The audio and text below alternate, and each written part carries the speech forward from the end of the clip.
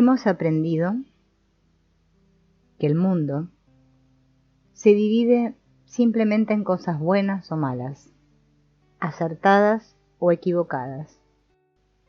Crecimos como si estuviéramos parados sobre una gran tapa, sí, y no quisiéramos levantarla por miedo a lo que podríamos encontrar debajo de ella. Es tu tapa, sí, y tienes miedo de levantarla. Si te arriesgaras y la levantaras, habría grandes posibilidades de que te quedaras horriblemente sobrecogido al contemplar todas las cosas malas y equivocadas brillando rutilantemente en un estado mucho peor de lo que nunca podías imaginar. Eso es lo que muchos tememos encontrar debajo de la tapa. Otros creen que si atraviesan o levantan la tapa, habría un montón de cosas que tratarían de salir exigiéndoles una satisfacción inmediata, y tienen miedo de sentirse asfixiados y desgarrados por el modo en que estas cosas tirarían de ellos, incrementando aún más su pesada carga. Allí estarían las cosas que debía hacer pero nunca hice, las que hice y nunca debía hacer. Algunas personas creen que si levantan la tapa contemplarán un montón de agujeros, de oscuros recovecos, que las succionarán hacia las profundidades abismales del más allá y se perderán para siempre. Hay personas que tienen miedo de encontrar habilidades que nunca podrían satisfacer. Otras no desean levantar la tapa porque lo que no conocen no les hace daño y además porque se sienten bien de la forma que son. Otras personas no levantan la tapa porque no son conscientes de que haya una tapa y no creen que exista nada salvo lo que ven, lo que oyen o lo que otras personas les dicen. Claro, esto parece un poco absurdo, pero sin embargo son respuestas bastante frecuentes a la solicitud de levantar la tapa y descubrir lo desconocido que hay en nosotros mismos. Todos los secretos, anhelos y miedos de nuestro yo interno se asemejan a una caja de Pandora, que una vez abierta puede contaminar al universo entero o aniquilar, sin la menor duda, al propietario de la misma. Además de estas posibilidades, hay algunas otras que aún no conocemos, algunos retoños que todavía no se han desarrollado, como champiñones que crecen en la oscuridad y que contienen nuevas posibilidades. Una vez que se han superado las barreras de las expectativas negativas y que podemos tomar la decisión de atrevernos a mirar, entonces podemos hacer algunos descubrimientos sorprendentes. Visitaremos el teatro interno, donde, en el primer acto, observaremos e iremos familiarizándonos con algunas de nuestras partes y con los modos que tienen de comportarse. En el segundo acto, aprenderemos modos diferentes de manejar y usar esas partes, o caras, para descubrir nuevas posibilidades para nosotros mismos. Después de la representación, conoceremos algunos personajes famosos de la historia, la política, el mundo del espectáculo y del deporte, para comparar y aprender de sus caras, las caras que presentaron al mundo, y como resultado, el modo en que son recordados en la historia. En un parque de atracciones veremos un tío vivo para mirar todas nuestras caras desde una perspectiva diferente. Y finalmente, en una galería de arte, observaremos el delicado equilibrio de un móvil para aprender lo que significa la libertad y el movimiento en equilibrio. Todas estas experiencias nos ayudarán a descubrir nuevas posibilidades para nosotros mismos. Primer acto: levantar la tapa. Iremos ahora a un lugar muy privado, en lo más hondo de ti mismo, en donde vives cada día. Ese lugar es tu mente, y ahí es precisamente donde está el teatro. Este teatro interno presentará todas tus caras. El primer acto se llama levantar la tapa y el segundo acto es ¿quién es el encargado? El reparto, por orden de aparición, la voz del exterior, los sellos de la sociedad, la cólera, la inteligencia, el amor, la estupidez, el poder y su amiga, la manipulación, la desesperanza, la esperanza, los celos, el humor y el sexo.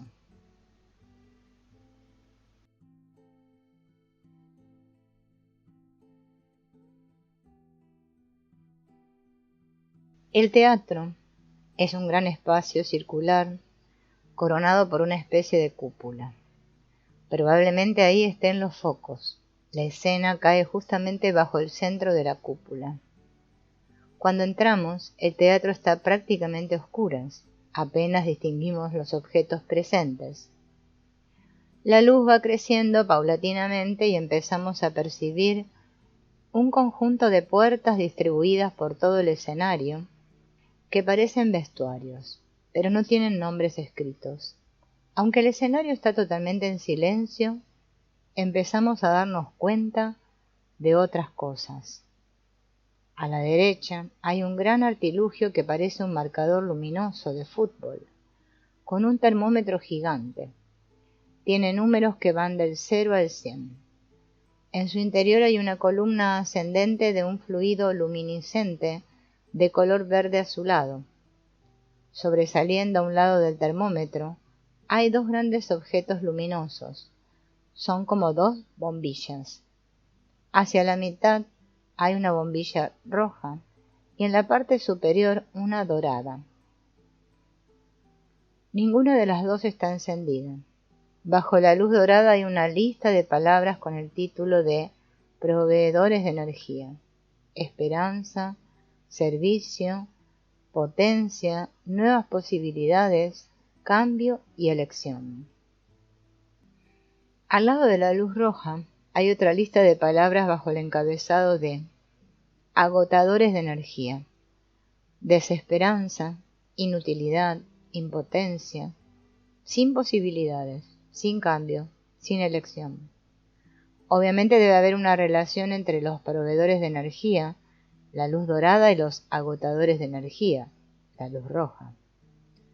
Por encima de todo está escrito en letras aún mayores: energía, tu fuente de vida. Aparentemente este termómetro registra sentimientos. Nuestros sentimientos son capaces de agotar nuestra energía o de suministrarnos más y más. Posiblemente las señales dorada y roja nos indican lo que está sucediendo. ¿Significa que hay un modo en que podemos experimentar las cosas de manera diferente? ¿Quiere decir que si supiéramos un poco más de nuestros sentimientos podríamos cambiar aspectos muy fundamentales de nuestra vida? Posiblemente significa que no estamos atrapados por las cosas como son ahora. La verdad es que es un pensamiento muy alentador y lleno de esperanza. Al otro lado del escenario, a nuestra izquierda, hay otro objeto, tan grande como el artilugio del termómetro, y enfrentado al mismo. Tiene anillos de colores, de 6 colores, y sobre la misma están escritas las palabras Rueda Universal de Recursos. Tampoco está iluminada, pero se ve que está cubierta de polvo y telarañas, como si no hubiera sido usada durante largo tiempo. Tengo la impresión de que esta rueda tiene otra de las claves para la esperanza. Hacia la derecha de la rueda hay una lista que dice: reglas para ser buena persona. En esta lista no hay telarañas ni polvo. Está brillantemente iluminada y parece ser utilizada de forma cotidiana. Dice: siempre debo ser correcto, limpio, brillante, sensato, bueno, obediente y saludable, cueste lo que cueste y cualquiera que sea la situación, porque todos los demás son más importantes que yo mismo. ¿Y quién soy yo para pedir nada para mí? Parece ser que hemos seguido esta lista durante toda nuestra vida al pie de la letra. La reconocemos de inmediato como la lista universal de deberes. Hemos pasado muchos años tratando de hacer que funcione, pero tan solo hemos conseguido esto en contadas ocasiones. Y cuando no lo hemos conseguido, nos hemos sentido muy mal con nosotros mismos. Cuanto más miramos alrededor, más vemos lo que es natural, por supuesto. Lo importante es precisamente ponernos a mirar.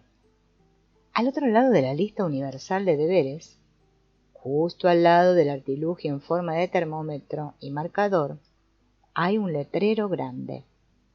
En la parte superior del mismo, con letras resplandecientes, están escritas las palabras yo, mi, yo mismo. Por debajo, escritas de forma muy clara, aparecen las palabras puedo ser completo, alegre, amoroso, sano, inteligente, sexual, creativo, divertido, competente. En letras más pequeñas, abajo de todo, dice todo es posible. En muchas ocasiones hemos dudado de estas palabras. Creíamos que solo eran válidas para quienes tenían títulos académicos, para quienes habían ganado mucho dinero o para quienes tenían los padres adecuados y buenas oportunidades. Pero sabíamos que no eran para nosotros. Una vez más, sentimos que los músculos de nuestro estómago se tensan. La luz es cada vez mayor. Arriba, en lo alto de la cúpula, vemos escritas las palabras, todas tus caras. Es como para que no quede la menor duda, en caso de que tuviéramos que leer el programa, de cuál es la obra que se representa. De repente se escucha una música. Es como si esa música estuviera siguiendo el amplio repertorio de los estados de ánimo de nuestra vida, nuestras luchas, nuestras alegrías. La música se desvanece poco a poco y se encienden los nombres por encima de las puertas. ¿Cuáles son estos? Cólera, inteligencia, amor, estupidez, poder, manipulación, desesperanza, celos y sexo. Desde fuera del escenario se escucha una voz potente y amenazante que abre la escena. Siempre tienes que estropearlo todo. Como respuesta, una figura, obviamente, la cólera, vestida con una armadura, completamente con grandes pinchos, entra bruscamente en la escena exclamando: «Pero, ¿quién te crees que eres? ¿Cómo te atreves a hablar?». Al decir esto señala con un dedo huesudo en dirección a la voz. El cuello de la cólera es de un color rojo intenso y la expresión de su cara es perversa. La puerta de la inteligencia se abre de par en par y por ella sale una figura con una cabeza enorme. Aparentemente siente curiosidad por saber qué sucede. Vaya, vaya, dice la inteligencia. Procuremos razonar un poco en esta situación. Vamos a analizarla y a ver qué es lo que pasa. La cólera se mueve como un torbellino alrededor de la inteligencia hasta hacerle frente. Parece que va a haber violencia. Amenazadora la cólera, muestra sus puños a la inteligencia. Bla, bla, bla, bla. Todo lo que haces es hablar. Razonar, dices. Bah. A la derecha del escenario, en el objeto que se parece a un termómetro, la luz roja brilla intensamente y el nivel de energía sube y baja con gran agitación. En ese momento, el amor sale resplandeciente por su puerta con una túnica vaporosa y exclama dramáticamente: el amor lo conquista todo. Entonces abraza a la cólera por la espalda, inmovilizándola. La cólera se siente sorprendida, entonces insulta al amor y la recompensa con un pinchazo. En cuestión de segundos, en el caos y la confusión sobre el escenario, el amor chilla y se retira hacia atrás, con una mirada de devastación y un grito de desesperación. La rápida acción del amor ha servido de algo, porque al lado izquierdo de la armadura de la cólera se cae. La cólera está demasiado irritada para darse cuenta de nada y grita acusadora: el amor es para los débiles, solo los débiles lloran. La inteligencia se está poniendo nerviosa. Aparentemente trata de pensar y de decir algo razonable, pero no lo consigue. Mientras tanto, la estupidez entra en la escena arrastrando los pies. Se parece bastante a cómo se siente la inteligencia. Es un espectáculo digno de ver. El traje, en varias tallas más pequeño, y tiene muchos rotos. Emite unos sonidos ininteligibles y babea. La estupidez resulta patética. ¿Este personaje trata de ser divertido o lo está pasando realmente mal?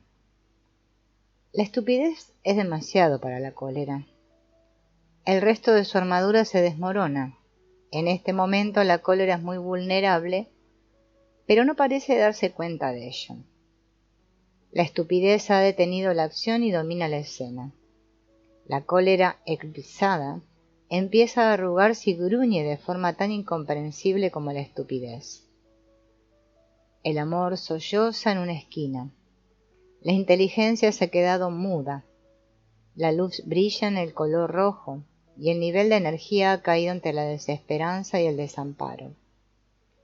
La situación está al borde del colapso y hay que hacer algo antes de que sea demasiado tarde.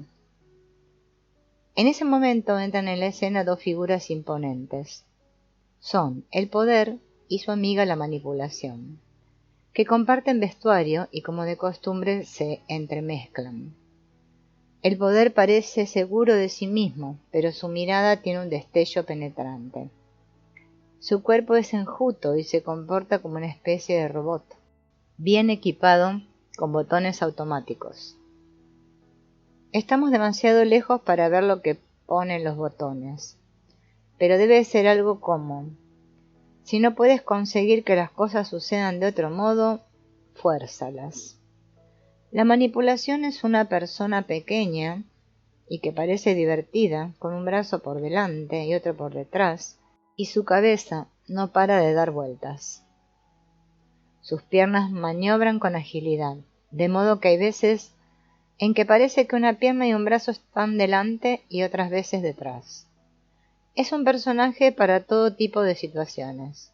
Pase lo que pase, la manipulación tendrá algún recurso para enfrentarse a esa situación. Con una voz fría, el poder dice: hay que acabar con la cólera, es peligrosa.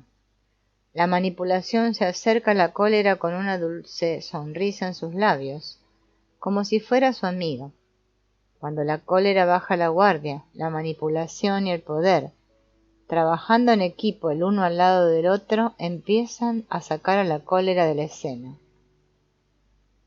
No sabemos si esto está bien o no, pero al menos alguien está haciendo algo. El amor grita estridentemente lleno de espanto e implora. No me hagas daño, no me hagas daño. El nivel de energía sube, pero está siendo usada peligrosamente.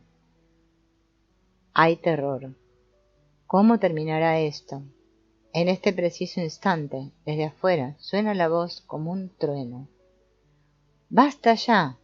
Las personas honestas no se comportan de ese modo, ni siquiera sienten así. Para inmediatamente. Sobre el escenario se detiene toda la acción y se puede ver la energía que desciende precipitadamente en el termómetro. Las figuras hacen mutis hacia sus vestuarios. Inmediatamente cambian los nombres que hay sobre las puertas. Proscrito, ignorado, rechazado, paralizado, castigado y no reclamado. La sala se llena con un sentimiento terrible de impotencia, desesperanza y desamparo. El problema exterior ha sido resuelto, al menos provisionalmente. A pesar de esto, todos somos conscientes de que la lucha interna prosigue, aunque al menos por el momento no es visible para nosotros. ¿Cuántas veces hemos vivido una escena semejante, silenciando nuestros sentimientos para agradar al mundo exterior? El mero pensamiento hace que nos sintamos incómodos por dentro.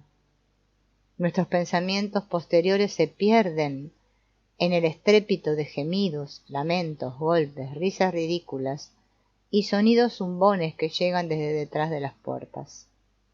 Fue un alivio escuchar la voz exclamar con una sensación como de culpa.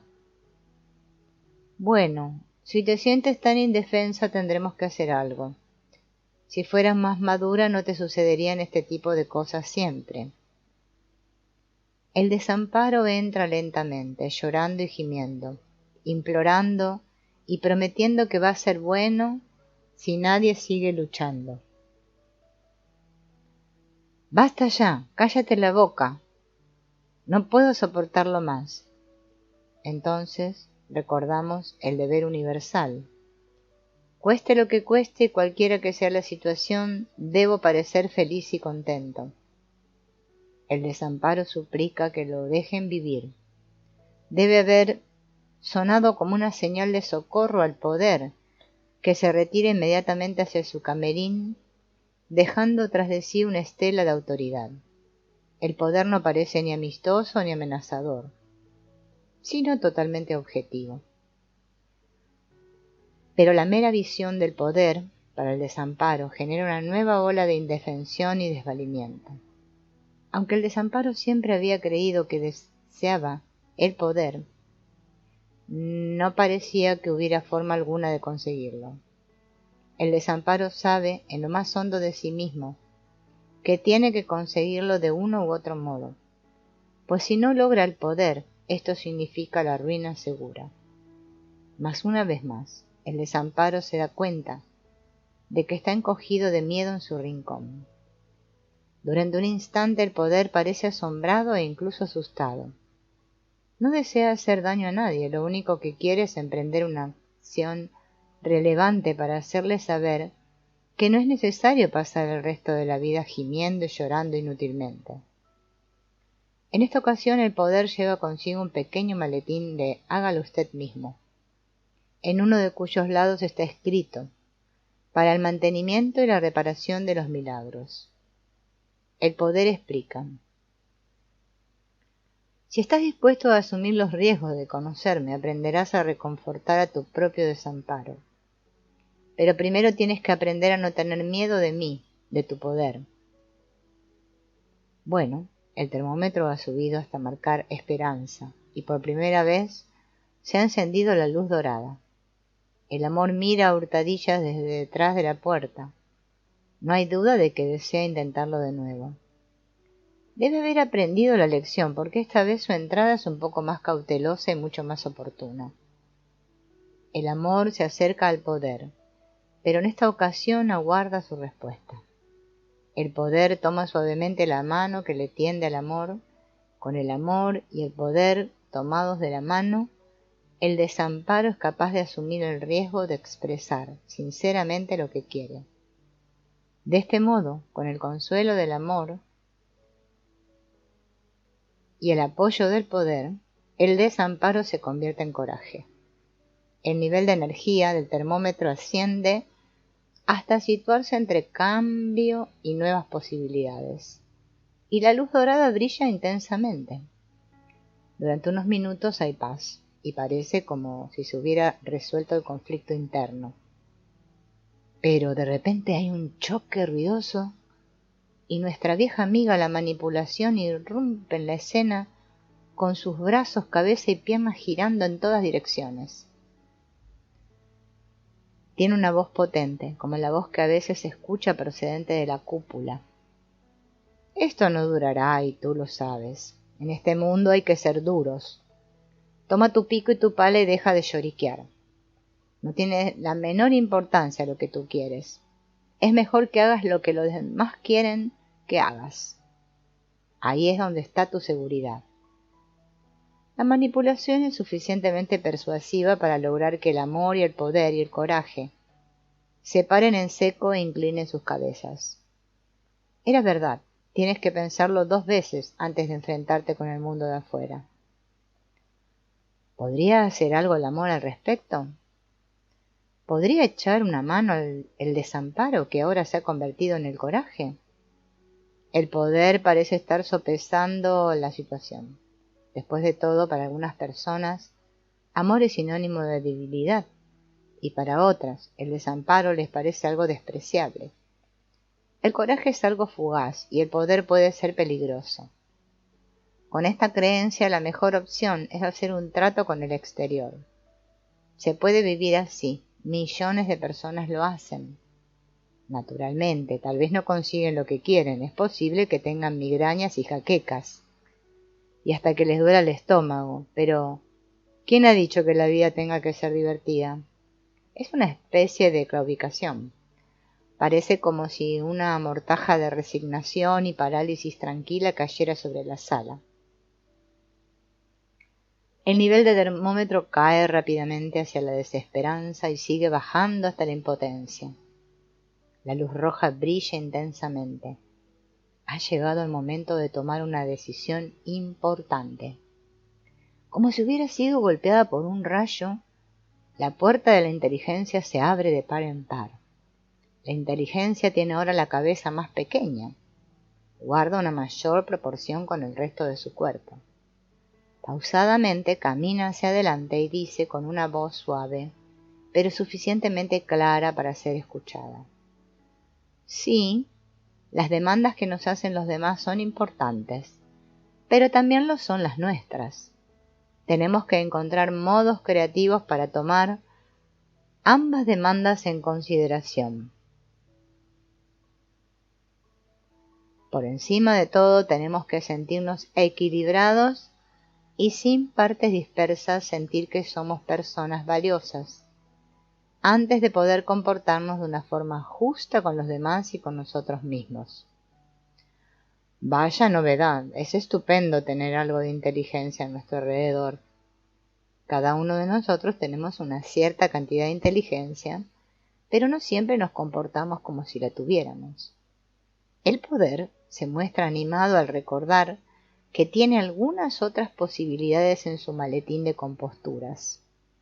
De repente, su cara se ilumina con una expresión brillante y exclama: «Asumiré el riesgo.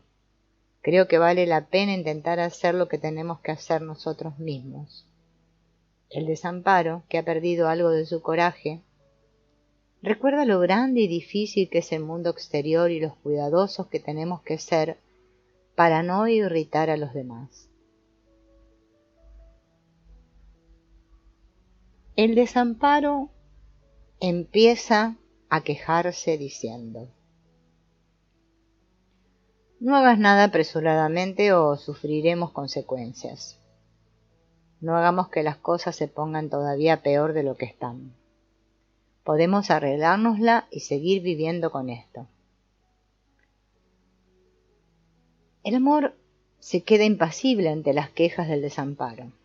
En vez de escucharle, estrecha las manos de la inteligencia y juntos con el poder caminan de frente, se apoyan el uno en el otro y consuelan al desamparo diciéndole: ahora tienes que permitirnos que nos hagamos cargo nosotros de la situación.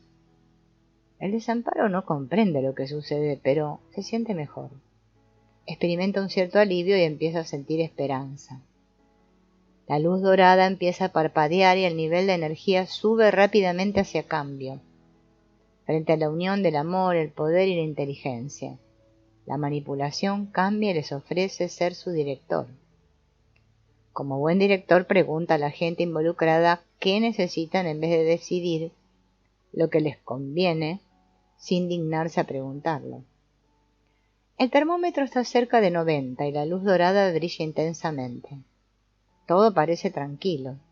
La vitalidad y la confianza reinan en la sala. Es maravilloso. Hay un clamor terrible como si el techo se viniera abajo. Los celos hacen su brusca aparición con todos los fuegos de la pasión y gritan con una voz desdeñosa de: ¿cómo te atreves a sentirte bien cuando tantas personas se sienten tan desdichadas?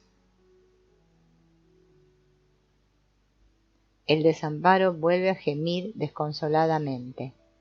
Lo sabía, sabía que no duraría.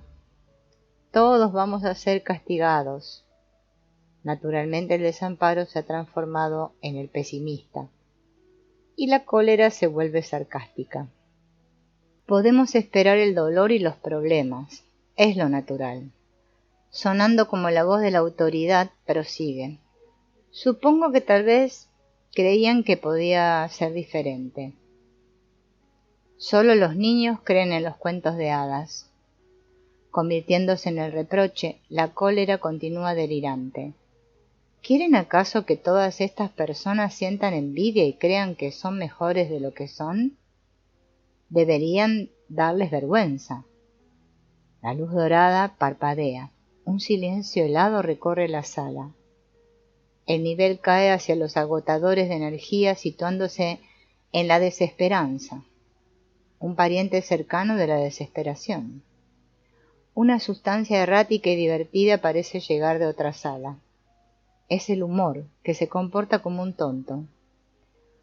No nos tomemos esto tan seriamente, dice riéndose de forma estridente colgando de una lámpara del techo. ¿A quién le importa? Todo se arreglará. No hay nada que tenga la menor importancia. Los esfuerzos del humor para cambiar las cosas solo consiguen hacerlas más trágicas. También es verdad que el humor tiene muchas caras, y no todas ellas son divertidas. Una sensación de vergüenza inunda la sala. De hecho, la situación entera resulta vergonzosa. El nivel del termómetro ni siquiera registra nada. Ahora no se sabe de dónde entra el sexo. ¡Qué chocante! ¿Cómo se atreve el sexo a entrar en un momento como este? Posiblemente creyó que era su obligación. Me doy cuenta de la irreverencia del sexo en un momento como este. Pero también soy consciente de todas las veces en que se usa el sexo para tratar de cambiar una situación similar. Hay una sensación de desesperación. La vergüenza está sentada en el umbral de su puerta. El desamparo no para de llorar. El poder ha salido para almorzar y el amor se retira a su camerín. La culpa es la que domina. Una vez más, hay una especie de parálisis. El nivel permanece inmóvil. Desde el mundo exterior la voz ordena en tono alto y monocorde: pónganse a trabajar inmediatamente. Olviden todas esas tonterías de sentimientos. El trabajo es lo que cuenta. Durante un cuarto de hora se produce una sensación de alivio y todos se ponen a trabajar y nadie habla. De nuevo parece que se hubiera resuelto el problema exterior. El nivel de energía sigue congelado. Ninguna de las luces está encendida, pero hay una gran sensación de fatiga. Silenciosamente, uno a uno, los personajes regresan a sus camerinos tras las puertas que tienen los rótulos de proscrito, ignorado, rechazado, paralizado, castigado y no reclamado. Este es un estado de tranquila desesperación en el que no sucede nada realmente malo ni realmente bueno.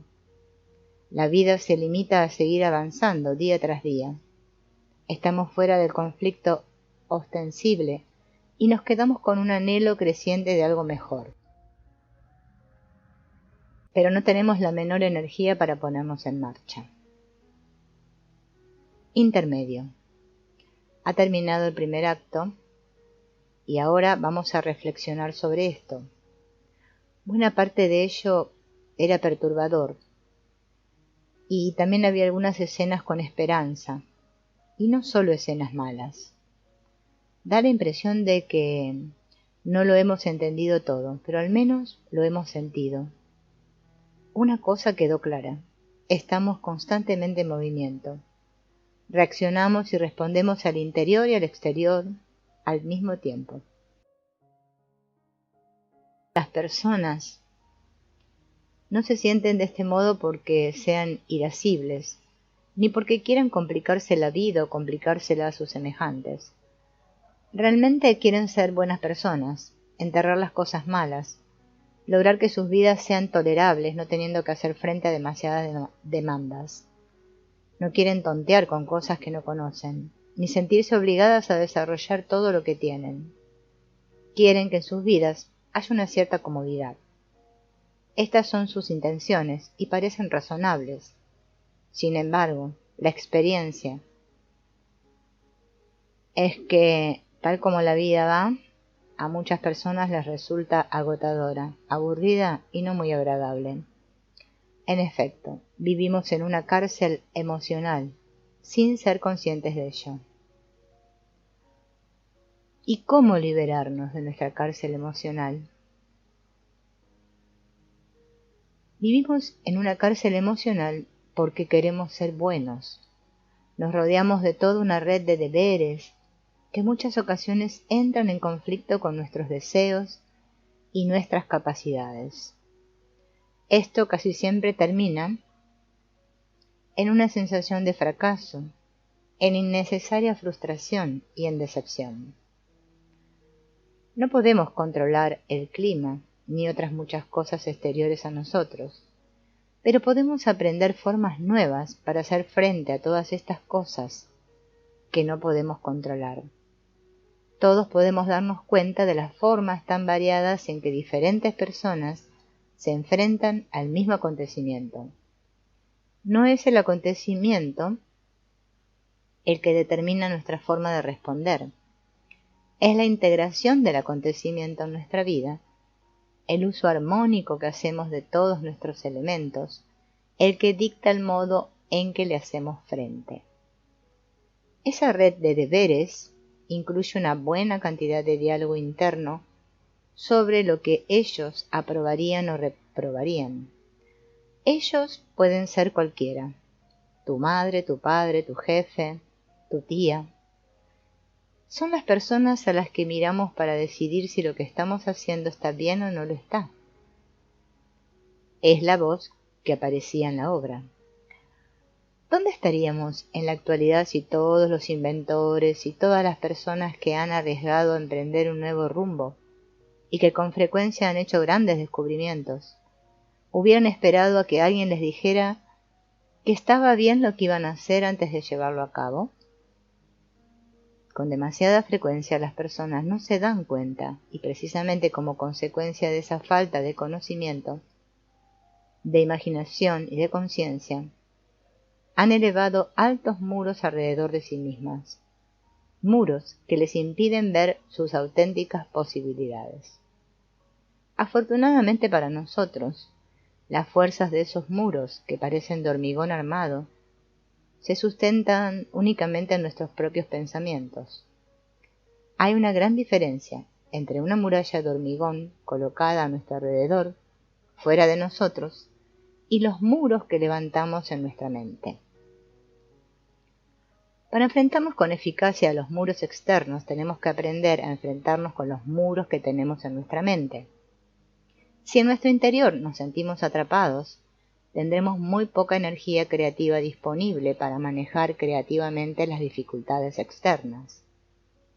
Nuestros carceleros internos representan aquello que miramos como amenazador. Los guardianes son nuestros miedos, siempre presentes, que se empeñan en que sigamos estando donde nos encontramos. Mientras que sintamos miedo, no podremos movernos. Esos carceleros y guardianes son producto exclusivamente nuestro. Provienen fundamentalmente de las amenazas que hemos sufrido en el pasado por parte de figuras autoritarias y que traemos a nuestro momento presente sin haber realizado la menor evaluación crítica sobre su utilidad. Los guardianes representan nuestras preocupaciones de no ser queridos o apreciados en nuestro justo valor. Por consiguiente, no tenemos oportunidad dentro de nuestra prisión de comprobar cuáles son nuestras posibilidades. Para empezar a liberarnos de nuestra cárcel emocional, podríamos comenzar con un simple pensamiento nuevo. Tiene que haber algo más, y voy a asumir el riesgo de echar una ojeada. Este pensamiento nos lleva a la esperanza, que se convierte así en una posibilidad nueva. Siempre estamos tratando de liberarnos de nuestra prisión emocional. Es que por lo general resulta tremendamente incómoda. Solemos intentarlo con súplicas, amenazas o complaciendo a otras personas, tratando de conseguir que lo hagan ellas por nosotros. Esto tiene un cierto sentido si creemos que nuestros carceleros están únicamente fuera de nosotros. Con este modo de actuar podemos tener algún éxito ocasional, pero habitualmente estos esfuerzos terminan en fracasos y en unos sentimientos tremendos de desamparo, de rabia y de culpa. Suponte por un momento que aceptas el hecho de que tus mayores carceleros están dentro de ti y empiezas a asumir el riesgo de estudiar cómo tus pensamientos, sentimientos, tu cuerpo y tu mente trabajan conjuntamente.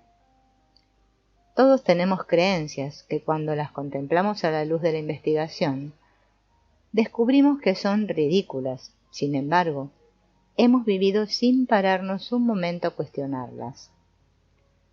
Ese estudio revelará creencias de ese tipo que pondremos en cuestión una vez que las hayamos encontrado. Una vez que te hayas liberado de las viejas creencias que ya no tienen utilidad en tu vida, empezarás a adentrarte en un territorio desconocido para el que no hay mapa. El mapa se va haciendo sobre la marcha. Precisamente en esto es en lo que consiste el riesgo. Como cualquier otro explorador que va abriendo una senda por la jungla, los puntos de partida pueden ser muchos. Un lugar puede parecer prometedor hasta que llegamos allí. Una vez alcanzado, tal vez descubras que no satisfacía las expectativas que tenías de él, y entonces sea preciso tomar una nueva dirección. Sin embargo, pronto te darás cuenta que te da más de lo que prometía, y que ante ti se abren muchas nuevas puertas. No hay una ruta segura que puedas seguir con un mapa durante todo el tiempo. Solo sabes dónde has estado justo después de haber estado allí. Muchas personas pierden sus batallas en el mundo exterior porque malgastan sus energías dentro de sí mismas. Nuestra vida interna y la manera de hacer frente a las dificultades externas están interconectadas. La una alimenta a la otra. Asumir el riesgo de empezar a cuestionarnos estas viejas enseñanzas supone dar un paso gigante. Nos coloca en lo desconocido y eso produce pavor. La lucha es difícil y el camino por lo general no está muy claro. Sin embargo, una vez que nos hemos convertido en exploradores a nuestro propio servicio, derribamos los muros de la cárcel y entonces se posibilita el crecimiento continuo. Usamos esa energía para explorar nuevas posibilidades. Lo más triste de la historia es comprender que muchas personas viven en una cárcel emocional sin darse cuenta de ello. Solo se dan cuenta de que son algo desdichadas y de que están un poco deprimidas, y esperan algún momento mágico en que las cosas cambien, pero ese momento parece no llegar nunca. Se han condenado a este destino al haber fracasado en sus intentos de vivir según la lista universal de deberes, que, en su ignorancia, han aceptado como la mejor forma de vivir una buena vida. Nadie puede vivir conforme a dicha lista. Es una puerta que conduce a la cárcel emocional, y en esa cárcel no se puede hacer nada más que cumplir la sentencia. Solo cuando salimos de la misma, tenemos la oportunidad de vivir una nueva vida. Levantar la tapa, primer acto de la obra Todas tus caras. Es una dramatización que tiene lugar en nuestro interior cuando estamos en prisión. Muchos de nosotros no hemos pasado siquiera de ese acto. El segundo acto está a punto de comenzar. La obra sigue siendo la misma, Todas tus caras, y el segundo acto se titula ¿Quién es el encargado? Segundo acto. ¿Quién es el encargado? Ahora entramos en el teatro y lo vemos bien iluminado y todo se ve fácilmente.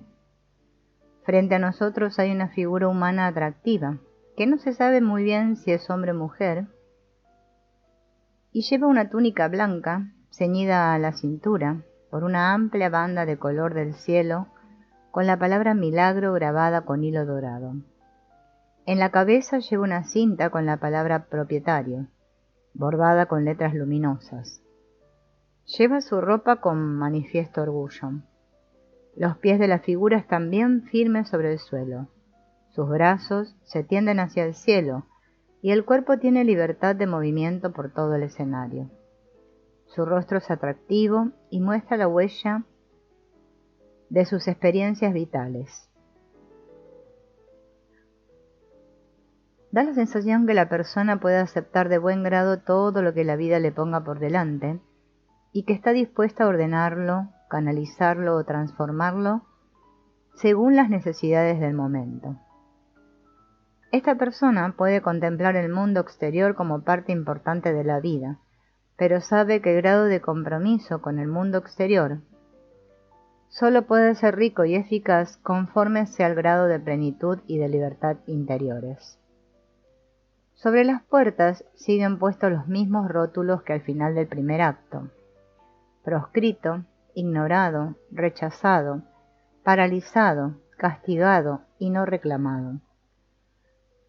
De detrás de las puertas se escuchan sonidos altos y desagradables.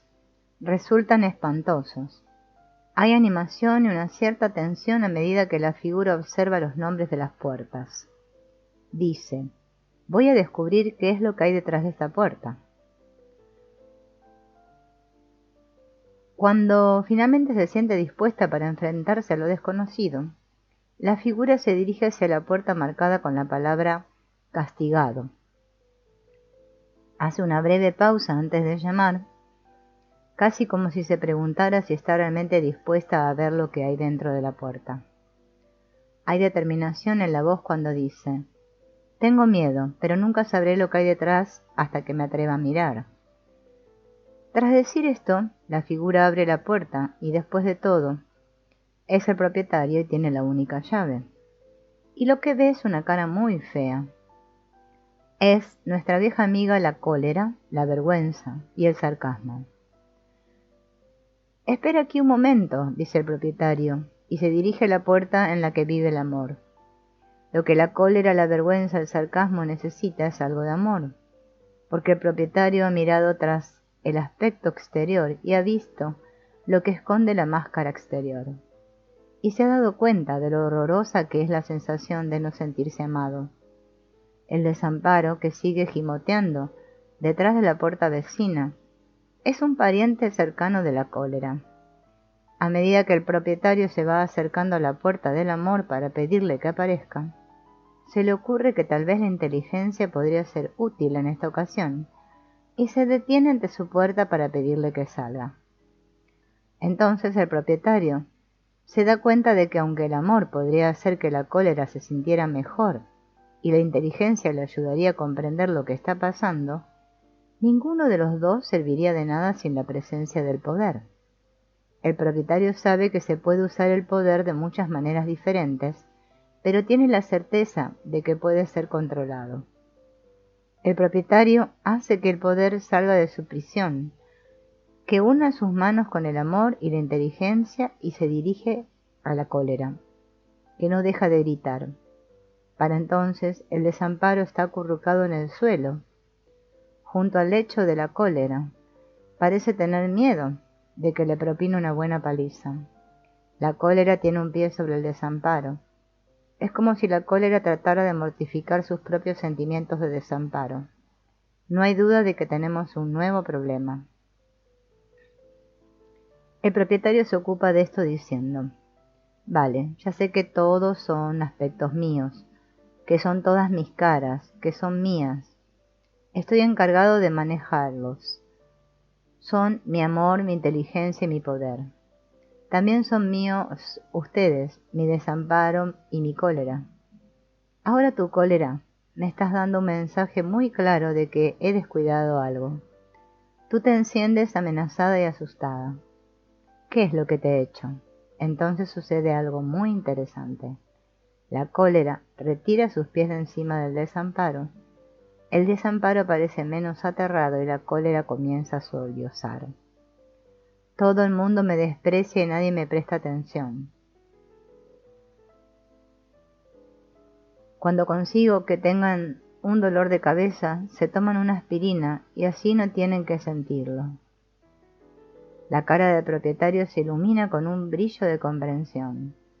Es verdad, dice el propietario, siempre he tratado de reprimirte, porque me da miedo hacer daño a la gente si le digo que estoy enfadada. Y ahora sé que lo único que eso hace es agotar mis energías y privarlos de conocer la verdad al ocultársela. La cólera comienza a sentirse satisfecha y el poder le pasa el brazo por el hombro. Está claro que el problema no es tener cara de enfado, sino el daño tremendo que puede producir reprimir de este modo la cólera. Pedir al amor que apacigüe la cólera sin haber reconocido el problema es un paso demasiado grande. Darnos cuenta de la cólera es el primer paso hacia posibilidades nuevas. Cuando se inició esta primera confrontación, la energía ascendió y descendió enloquecidamente, y la luz roja no paraba de centellear intermitentemente. Una vez que se hizo la confrontación y se aceptaron sus consecuencias, la energía ascendió hasta cerca de 100 y la luz dorada brilló. Todo iba bastante bien. Entonces, de forma similar a como sucede en la vida, se presentó un nuevo desafío. La manipulación entró sin ser invitada y acusó de forma desenfadada. Vaya, parece que sabes que tu madre nunca aprobaría esto. Entonces la inteligencia da un paso hacia adelante y exclama: estoy de acuerdo contigo. Mi madre tenía actitudes diferentes de las que yo tengo. Podía quedarse perpleja o tal vez se preocupara en exceso. ¿Ves? Siempre decía que la cólera era mala y que solo podía producir preocupaciones. Creía que la única forma inteligente de manejarla era manteniéndola muy contenida. La manipulación se siente desarmada. Esperaba que se produjera una disputa. Se trata de una idea completamente nueva que precisa una deliberación adicional. Entonces, la manipulación sorprende a todos, incluso a sí misma, ofreciendo sus servicios como conciliadora. El amor se queda un poco preocupado ante este giro de la situación. ¿Estás segura de que tu madre seguiría queriéndote si supiera que no solo te sientes enfadada, sino que te atreves a mostrar tu enfado? Tal vez le costaría al principio, dice el propietario, porque le sorprendería enormemente, pero con el tiempo comprendería que no lo hago porque la odie, sino porque es así como me siento en ese momento. Es parte de mi totalidad. La energía, que de nuevo había estado descontrolada, se estabiliza en nuevas posibilidades cuando el propietario se hace cargo de la situación. La luz dorada está encendida. En la sala hay una sensación de dignidad tranquila y el humor, que se ha comportado como un tonto antes, entra ataviado con otra máscara.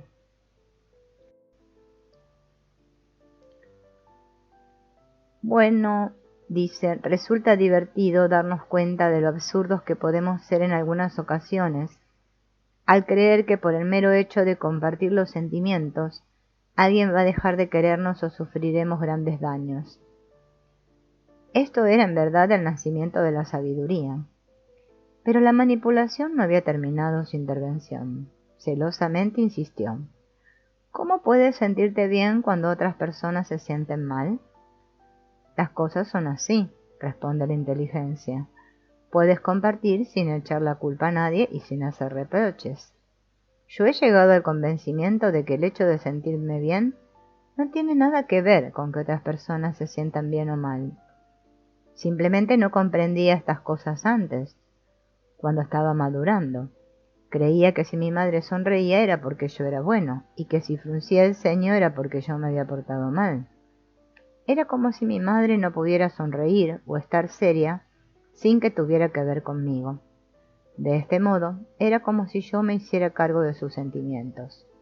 Esto, ni que decir tiene, es una tontería. Mi madre podía sonreír o estar seria por un montón de razones que no tenían que ver conmigo. Míralo de este modo. Si yo creo que soy tan poderoso de modo que si me siento bien el resto del mundo tiene que sentirse mal, o incluso que puedo lograr que todos se sientan bien si yo me siento bien, entonces en realidad estoy insultando a todo el mundo, porque estoy actuando como si ellos no tuvieran sus propias posibilidades. Ahora ya no deseo insultar a nadie. Quiero compartir con ellos mi verdad, mi honestidad y mis sentimientos, y confío en que me traten del mismo modo en que yo estoy dispuesto a tratarlos.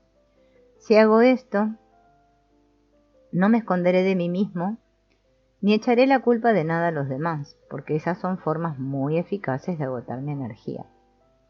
En vez de esto, liberaré mi propia energía y la incrementaré, por el hecho de ofrecer a los demás una alternativa mejor.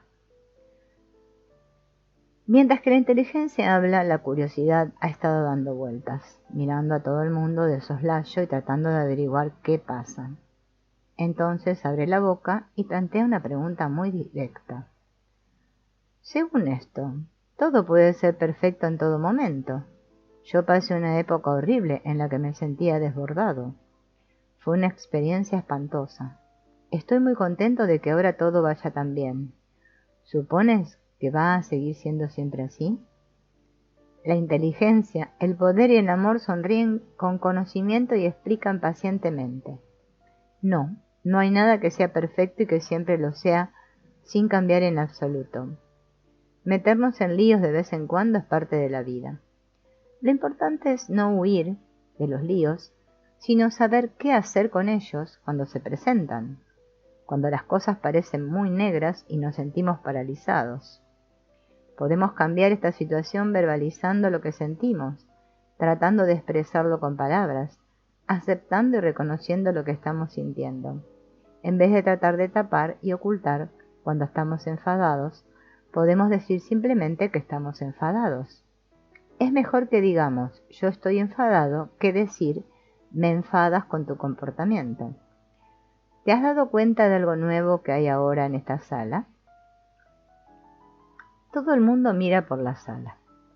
Desde atrás avanza por el escenario una figurita vestida de verde, con un gorro puntiagudo y unos pies saltarines.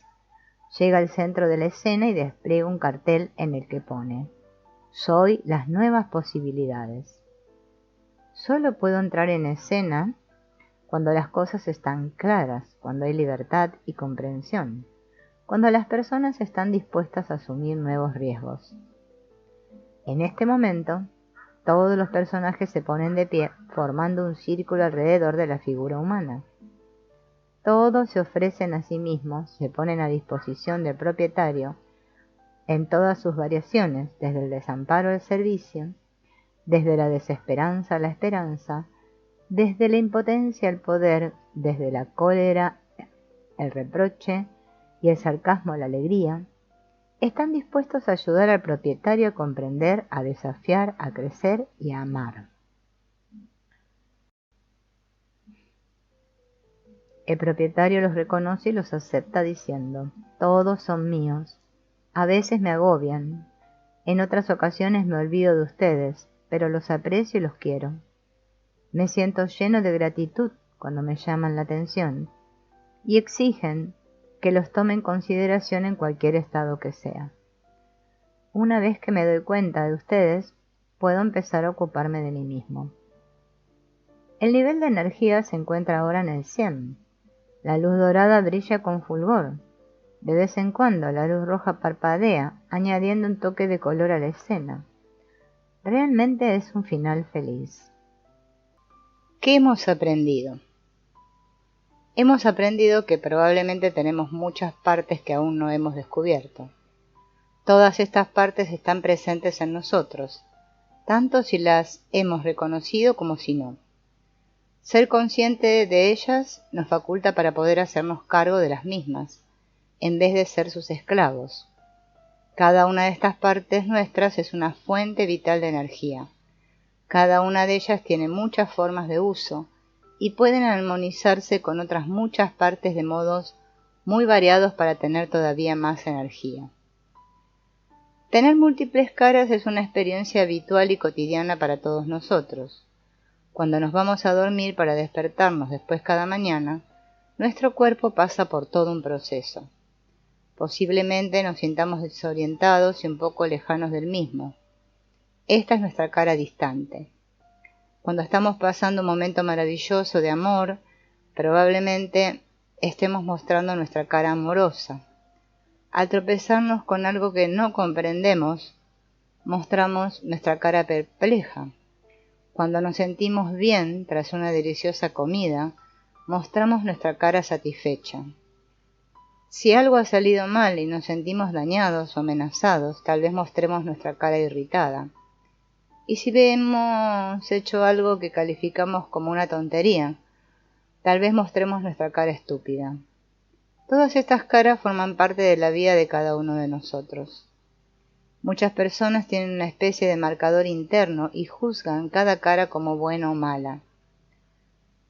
¿Le parece entonces extraña la idea de que podamos usar en beneficio nuestro cada una de nuestras caras al margen de cómo las hayamos juzgado y calificado en el pasado? Todas ellas contienen una energía que es vital. Muchos de nosotros tenemos de vez en cuando una cara agotada. El agotamiento es el estado en que nuestro cuerpo está empleando toda su energía en mantenerse a sí mismo, de forma que no le queda nada para ninguna otra actividad. Esto es lo que se representaba en el acto primero de nuestra obra. Cada una de tus caras, sin que te importe el que tú la hayas calificado de una u otra forma, contiene la semilla, el germen, de nueva energía y de nuevas formas de utilización. Es como si encontráramos una cara bonita tras una capa de suciedad. Hay que lavarse la cara, quitarse toda la suciedad, pero teniendo mucho cuidado de no destruir la cara. En los tiempos de Cristóbal Colón se creía que el mundo era plano y las demás creencias de la época reforzaban esta idea. En la actualidad, si alguien sugiere seriamente que el mundo es plano, nadie le prestaría la menor consideración. Esto se debe a que hemos aprendido tantas cosas nuevas desde entonces, que esta idea no encaja a la luz de los nuevos conocimientos. Lo mismo es válido respecto a los seres humanos. Durante mucho tiempo hemos creído que teníamos unos límites. Nos hemos clasificado a nosotros mismos según determinadas categorías, etiquetas o sistemas de medida, y luego hemos procurado que se ajustaran unas y otras. Estas clasificaciones se convirtieron en nuestras fronteras, así que nuestro objetivo fue más ampliar dichas clasificaciones en vez de llenar plenamente nuestras vidas. Poco a poco nos estamos dando cuenta de que nos hemos limitado a nosotros mismos por nuestros pensamientos y nuestras creencias. Unos y otras son mucho más poderosos para moldear nuestras vidas que nada que tuviéramos de nacimiento. Hemos visto que cuando aprendemos a apreciar y disfrutar la vida nosotros mismos, somos más capaces de apreciar la vida en los demás, lo que nos aproxima aún más a lo que deseamos, a una mayor intimidad con los demás. Pero esto resulta difícil de apreciar cuando estamos tan ocupados juzgándonos a nosotros mismos o juzgando a los demás. Nuestra rueda de recursos. Vamos a sacar de allí esa rueda, quitarle el polvo y las telarañas y la vamos a mirar con más atención. En el primer nivel, en el mismo centro de la rueda, está lo que llamamos nuestro yo. Alrededor de este yo hay un cuerpo que es nuestra casa, donde nosotros vivimos. Rodeándole a esta está la mente, el cerebro, que podríamos decir que es el capitán del barco. Analiza lo que vemos y oímos. Envolviendo este nivel se encuentran nuestras emociones. Podríamos llamarle nuestros jugos, el dolor, la alegría, la cólera, la confusión. Son las partes de nosotros mismos que nos proporcionan nuestros sentimientos. El siguiente nivel tiene que ver con nuestros sentimientos físicos, nuestros ojos, oídos, nariz, boca, poros de nuestra piel. Son los agujeros por los que penetra la información del exterior y por los que salen hacia afuera los mensajes de nuestro interior. Si pudiéramos cerrar por completo nuestros ojos, nuestros oídos, nariz, boca y toda nuestra piel, estaríamos muertos de inmediato. Supongamos, sin embargo, que dejamos lo suficiente al descubierto para poder recibir aire. Incluso entonces, muy pronto, estaríamos completamente desorientados. Técnicamente hablando, estaríamos vivos, pero sería como estar muertos para cualquier objetivo práctico. El siguiente nivel tiene que ver con la parte del yo-tú. No podemos vivir en el mundo si estamos completamente solos. Ni siquiera podemos entrar a este mundo sin la ayuda de dos personas más. Relacionarnos con otras personas es una cuestión de vida o muerte. Cómo lo hacemos influye directamente sobre nuestra salud, sentimientos, respecto a nosotros mismos, y el uso que hacemos de nosotros mismos es nuestro nivel de la comunicación. Alrededor de este nivel tenemos un alma que, al margen del nombre que le pongamos, es realmente una fuerza vital. Cualquier persona puede entrar en una tienda y comprar todos los ingredientes químicos presentes en un ser humano, calculando muy por lo alto. No creemos que tuviéramos que pagar más de unos pocos euros, pero hasta la fecha nadie ha sido capaz de tomar esos ingredientes y fabricar un ser humano. El alma es esa esencia vital que hay en cada uno de nosotros, nuestro manantial principal. Todo esto tiene lugar dentro de un contexto que es el siguiente nivel, que está formado por el tiempo, el espacio, la luz, el aire, el agua, el sonido, el color, el clima y las estaciones. Si llevamos esto a lo más lejano, todos los niveles se convierten en el universo. Cada uno de nosotros somos parte de ese universo, y esto es lo que nos da nuestras señas de identidad como milagros. Todos los niveles están presentes y no solo tienen vida cada uno de ellos, sino que interactúan entre sí. Nuestros pensamientos actúan sobre nuestros sentimientos actúan sobre nuestros pensamientos y nuestros sentimientos actúan sobre nuestros cuerpos y nuestras sensaciones actúan sobre nuestros pensamientos y sentimientos, y así sucesivamente. Todos los elementos del conjunto están interactuando, moviéndose continuamente, estableciendo uniones dinámicas entre las diferentes partes en cada instante. Descubrir el modo en que interactúan estas partes nos permite conocer cómo nos tratamos a nosotros mismos e, incidentalmente, cómo tratamos a los demás.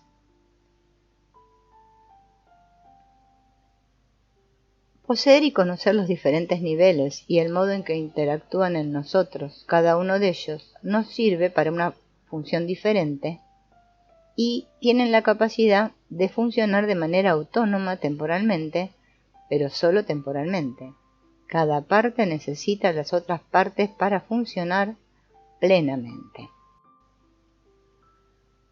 Nuestros nuevos pensamientos y creencias son esenciales para abrirnos a nuevas posibilidades. El siguiente paso es nuestra disposición a arriesgarnos a explorar esas posibilidades mediante la acción. Quedarnos con lo que ya conocemos produce una sensación de seguridad, así como nos asusta aventurarnos en áreas que no nos son familiares. El hecho de ir donde nunca hemos estado, tanto en un sentido literal como figurado, suele constar de dos partes, entusiasmo y miedo. Ambas partes ponen en funcionamiento las glándulas suprarrenales y provienen de la misma raíz. Fritz Perls solía decir: si siente miedo o ansiedad, respire un poco y pronto sentirá entusiasmo. Sujete su respiración y verá cómo vuelve a sentir miedo. Muchos de nosotros hemos tenido diálogos internos entre diferentes partes nuestras, parecidos a los que contemplamos en el teatro interno. Muchos de nosotros hemos sentido que nos encontrábamos en un callejón sin salida, cuando dos partes entraban en conflicto. Tal vez también hemos tenido la sensación de que nuestras partes estaban desgañitándose y el sonido en el interior era tan fuerte que no podíamos escuchar nada de lo que sucedía fuera de nosotros. Eso suele suceder en los momentos en que cometemos nuestros errores más garrafales. Supongamos que pensamos en nuestras partes negativas como perros hambrientos que queremos mantener lejos de nuestra vista y desde luego fuera de la vista de otras personas. Entonces lo que hacemos es meterlos en jaulas, negamos su existencia y los alimentamos únicamente cuando resulta imprescindible hacerlo, y en ese caso le damos la menor cantidad posible de comida. Conforme van teniendo más y más hambre, tenemos que estar más precavidos, porque si bajamos la guardia por un instante, son capaces de escaparse y crear terribles problemas. Si seguimos de este modo, pronto nos sentiremos agotados y en bancarrota. Luego surgirá la desesperación. Entonces solemos decir que no hemos podido evitarlo, que es como si alguien nos hubiera obligado a hacerlo. La solución no consiste en tener más vigilancia, como muchas personas suelen creer. Consiste en empezar a prestar atención, a cuidar esas partes rechazadas y a procurar aprender de ellas. Entonces, en vez de usar todas nuestras energías para protegernos, podremos usarlas para incrementar nuestro descubrimiento y nuestro cambio. Supongamos que los perros representan partes de nosotros mismos a las que únicamente hemos enseñado una forma de actuar y queremos enseñarles otras. Cualquiera que haya entrenado a un animal sabe que hay que usar cariño, lisonjas y paciencia. ¿Estás dispuesto a tener paciencia, a ser amoroso y lisonjero con ti mismo? Cada perro representa un amigo y un compañero que aún no ha sido descubierto. Pero muchos de nosotros pensamos en ellos como si fueran muchos viciosos y temibles. Nosotros y todas nuestras caras no somos diferentes de cualquier otra criatura viviente. Todos necesitamos ser cuidados y queridos. Nuestras caras externas tratan de ajustarse a nuestras caras internas y en gran medida vienen determinadas por estas. Vamos a ir ahora al tío vivo del parque de atracciones, teniendo esta idea presente, y veamos desde afuera las caras que han sido hechas desde adentro. El tío vivo es una diversión principalmente utilizada por los niños, pero con frecuencia también es anhelada y querida por muchos adultos. Tiene música en el centro y en la parte exterior hay muchos caballitos que suben y bajan al compás de la música. Imaginémonos que en nuestro tío vivo mental hay 12 caballitos y que en cada uno de ellos está montada una de nuestras caras. Nosotros estamos fuera y contemplamos las vueltas que da nuestro tío vivo y dejamos que vaya despacito, para poder observar todas nuestras caras. Nombra a las caras del tío vivo empleando los nombres de los personajes conocidos, por ejemplo, Marlene Dietrich o Groucho Marx, o empleando nombres como cólera, amor, inteligencia, etc. En primer lugar tienes que observarlas, cómo dan vueltas lentamente frente a ti. Puedes detener tu mirada unos segundos sobre cada cara, y luego otra cara entrará en tu campo visual. A medida que vayas viendo cada una de ellas, observa cómo reaccionas ante ellas.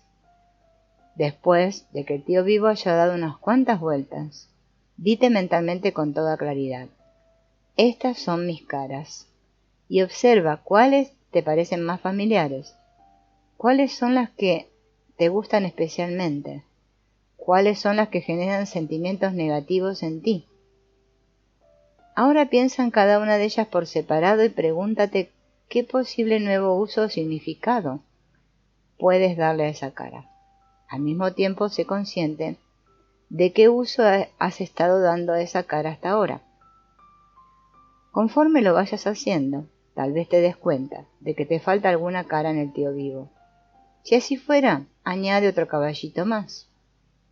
Es posible que cuando hagas este ejercicio experimentes una amplia gama de sentimientos: tristeza, esperanza, cólera, placer, bienestar. Recuerda que a pesar de cuáles sean esos sentimientos, todos son tuyos. Si tratas a todas tus caras con delicadeza, verás que están ahí para ayudarte. También es posible que descubras alguna de tus caras que todavía están en pañales. Por ejemplo, tal vez observes tu cara colérica y recuerdes que la estás usando como solías hacer cuando tenías 2 años y hacías pucheritos, pero ahora tienes 32 y sigues haciendo pucheros. Seguro que los haces muy bien. Tal vez se dibujó en tu infancia, que era lo único que podías hacer cuando estabas irritado, y por eso sigues haciéndolo en la actualidad. Piensa si no podrías añadir alguna otra forma diferente de responder, de decir lo que estás sintiendo. Si podrías darte una nueva oportunidad para descubrir qué es lo que te irrita, para saber que tal vez te sientes desamparado. Una nueva oportunidad para actuar de una forma diferente, más vehemente y colérica. Tal vez podrías gritar cuando la situación se vuelve desesperada. ¿Qué supondría reconocer que tienes muchas oportunidades para usar esa cara de rabia?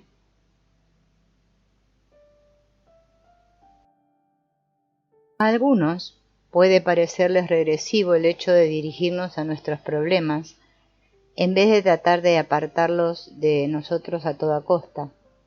El secreto radica en que cuando tratamos de separarnos de ellos, lo único que conseguimos es aumentar la tensión y sentirnos cada vez más y más asustados porque las dificultades no desaparecen. De hecho, esto hace que aumenten. Por el contrario, cuando nos acercamos a los problemas, relajamos las tensiones. Entonces podemos contemplar la situación como es en realidad y tomar decisiones mucho más adecuadas y sensatas. Hay un viejo adagio que dice: cuanta más tensión creamos, nos volvemos más ciegos y más sordos para darnos cuenta, y tenemos más torpeza y parálisis para actuar. Esto significa simplemente que cuando estamos en una situación peligrosa, necesitamos usar todos nuestros recursos. Invertir nuestra energía en mantener la tensión la retira del resto de nosotros mismos y congela nuestro cuerpo. Si tú sientes que tienes que vivir según las directrices de alguien o vivir de manera que nunca decepciones o dañes a nadie, entonces tu vida es una estimación continua sobre si le gustarás a la gente o no. entonces no estás tomando tus propias decisiones, sino que permites a los demás hacerlo por ti. Las otras personas forman parte de nuestra vida. Si ellas no estuvieran, no tendríamos relaciones amorosas o de confianza. Sin embargo, por mucho que nos empeñemos en pensar de otra forma, no podemos saber qué es lo que está pasando en el interior de otra persona, incluso de aquellas a las que nos sentimos muy allegados. Es más, todos nosotros somos únicos. Por consiguiente, necesitamos educar a las personas con respecto a nosotros mismos. Lo hacemos compartiendo lo que sentimos en nuestro interior. Pero también significa que a veces necesitamos decir que no. Naturalmente, corremos el riesgo de decepcionar a alguien si decimos que no. La decepción es una emoción humana muy saludable. Los nos que decimos preparan el camino a los síes sinceros. También nos permiten ser quienes somos, en vez de mostrar una fachada. ¿Te has formulado la pregunta, pero cuál de todos soy yo? ¿Cuál de cuáles? Cuando las personas se formulan esta pregunta, frecuencia, piensan en cuál es el yo real. Hay personas que dicen, sí, yo lo hice, pero no era en realidad yo. Yo es una expresión de mí mismo cuando hablo, muevo o actúo, cuando duermo, como o resuelvo problemas matemáticos, cuando tengo una fantasía, cuando sueño y cuando me equivoco, cuando soy sucia, limpio o deslumbrante, cuando resuelvo grandes problemas o pequeños, cuando me siento desamparada, cuando siento que no soy nada o cuando me siento sexualmente atractiva, cuando yo elijo o cuando soy elegida. ¿Cuál de todos soy yo? Soy todos ellos. Soy la dueña de todo lo que tiene que ver conmigo, mis sueños, mis esperanzas, mis comportamientos y mis acciones. Este es el primer paso en el objetivo de estar a cargo de mí misma. No puedo encargarme de nada que no sea mío. Podría ser interesante elaborar una lista de todas las cosas que tienen que ver contigo, y ante cada tema que aparezca en la lista escribir la palabra mí, mi sueño, mi esperanza, mi error, mi sentimiento de cólera, y ver que es como si tú estuvieras reconociendo y tomando posesión de todas esas partes. Hazlo durante un día y procura tener bien sujetas las riendas de todo lo que tengas en tus manos. Entonces lleva a cabo un pequeño ritual y anuncia en voz alta o en silencio, eres mío, y así es como quiero que sea la próxima vez. Como tú eres el propietario y todas esas partes te pertenecen, si tú deseas hacer algún cambio, díselo a tus partes, que tendrán que limitarse a cumplir tus deseos. Tal vez te parezca extraño ser el dueño de todas estas cosas tuyas. Conviene que te des cuenta de que este proceso puede cubrir un espacio amplísimo, un montón de temas, de estados de ánimo y de sentimientos. Probablemente veas que frente a ti tienes una verdadera casa del tesoro, aunque también contiene algunas bombas. ¿Cuál de todos soy yo? Soy todo lo que es mío. Mío es todo lo que tengo.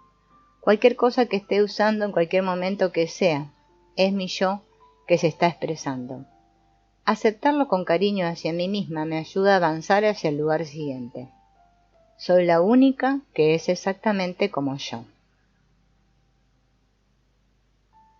Este pensamiento, soy la única que es como yo, puede ser aterrador. ¿Quién te acompañaría en su recorrido si esto fuera verdad?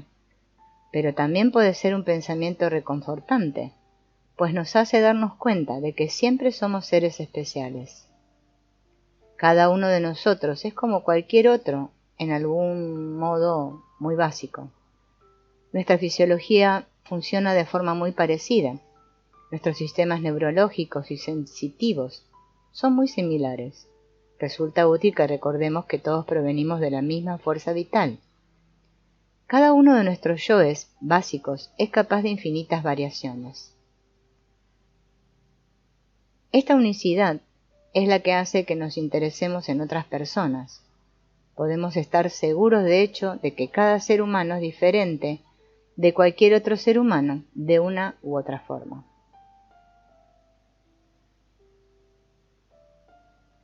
Comparemos por un instante las palabras variado y diferente. Cuando contemplamos un jardín lleno de flores y nos damos cuenta de las diferencias que hay entre ellas, nos resulta fácil pensar en los diferentes elementos del jardín como variados. Cuando lo hacemos, experimentamos buenos sentimientos. Pensamos en la variación y la variedad como elementos positivos. Cuando vemos un grupo de personas juntas y nos damos cuenta de que, como las flores, cada una de ellas es diferente de las demás, tenemos una cierta tendencia a pensar en estas personas en términos de diferentes. La palabra diferente parece evocar dificultades y miedo, y entonces resulta fácil prepararnos para defendernos. Lo cierto es que, se trate de flores o de personas, estamos hablando de lo mismo. De modo que un elemento es similar a otro o diferente.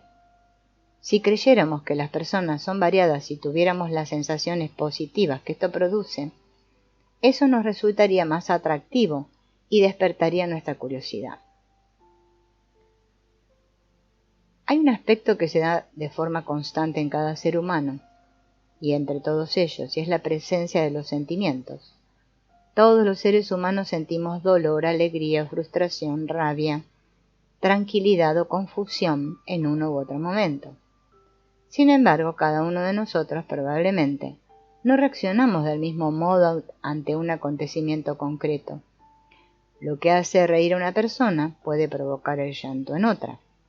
Lo que produce el dolor a una tercera puede ser fuente de deleite para una cuarta. Si me tomo muy en serio la idea de que soy la única que es exactamente como yo, entonces, cuando conozco a otras personas, entro en un proceso de descubrimiento para darme cuenta de qué partes de esa otra persona son similares a las mías y cuáles son diferentes de las mías. En vez de suponer que porque nos amamos, porque ambas somos blancas, negras o rojas, o porque ambas tenemos 60 años, entonces vamos a sentir de la misma manera y a reaccionar de forma idéntica ante los acontecimientos. Esto significa que cada persona me ofrece una oportunidad de aprender nuevas variaciones y me da más posibilidades de elección para mí misma. Todas mis caras son los recursos que yo tengo a mi disposición para hacer que esto sea posible. Todas mis caras me ayudan a crecer, a expandirme y a manejar exitosamente mi vida, pero no me exigen que olvide mis preferencias. No me como todo lo que me ofrecen en el menú del restaurante, por muy maravilloso que parezca. Elijo las cosas que me agradan y dejo de lado las que no me gustan. No son seleccionadas ni son rechazadas. No les reprocho tampoco que estén en la carta. Hay un punto muy delicado, porque a veces es fácil confundir vivir según nuestras propias preferencias con rechazar la de los demás. Los grandes supermercados tienen gran variedad de alimentos. Allí, basándonos en lo que hay a nuestra disposición, elegimos lo que queremos o lo que creemos que podemos permitirnos. Pensamos en términos de qué alimentos serán más ricos, más nutritivos, etc.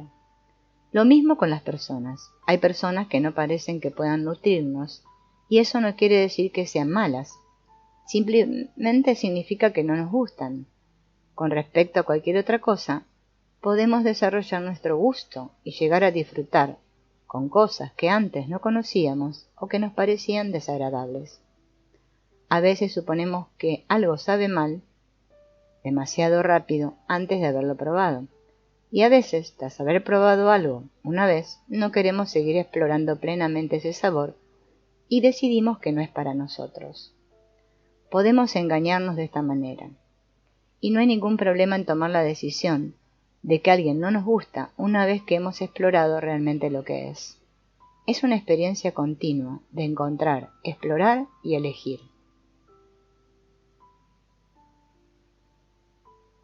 Esta es parte del milagro de la vida. Todo lo que sucede cambia, porque en este proceso yo soy la única que es exactamente igual que yo. Ahora piensa en tus caras, en todas tus caras, como un móvil viviente. El equilibrio es lo que permite que el móvil funcione. Podemos tomar cualquier número de piezas de diferentes tamaños, texturas, pesos y colores y colocarlas de formas diferentes y hacer diferentes asociaciones entre ellas, cerca, lejos, al lado, por encima o por debajo. Lo importante es que el conjunto esté equilibrado. El móvil es una metáfora de todas nuestras caras, equilibradas, volviéndose a equilibrar. Equilibrio es un sinónimo de armonía. Cuando no estamos equilibrados, cuando no estamos armonizados, la vida parece sombría. Como el cambio siempre está sucediendo y como surgen elementos nuevos, es esencial que de vez en cuando volvamos a equilibrarnos. Es importante que reconozcamos lo que podríamos denominar pequeños desequilibrios y entonces manejarlos antes de que se conviertan en grandes desequilibrios. Plantéate la siguiente pregunta. ¿Está bien querer cosas? Otra pregunta. ¿Está bien tener obligaciones que suelen ser ideas sobre deberes y responsabilidades? ¿Y qué hay de la conciencia sobre nuestras propias capacidades en un momento concreto? Por ejemplo, es posible estar físicamente cansados y con necesidad de dormir y sin embargo querer irnos a bailar, aunque sentimos que deberíamos quedarnos en casa y hacer nuestra tarea.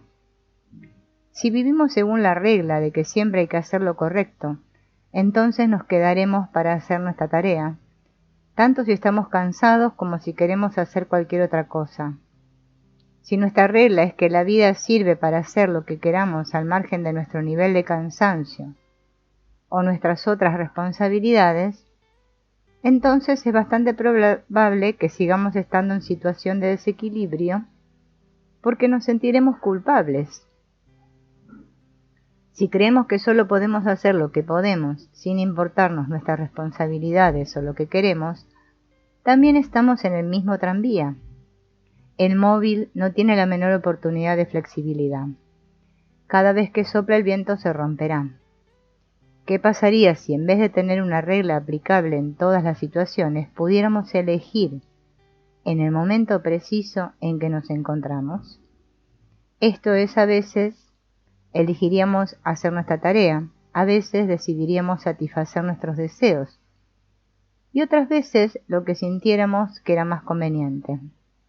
Todas estas partes pueden estirarse un poco, y si usted se conoce bien, seguro que tiene un guía que le permite hacer la mejor elección en cada situación concreta. Entonces no sufrirás el dolor que lleva implícito tratar a toda costa de ajustarte al molde.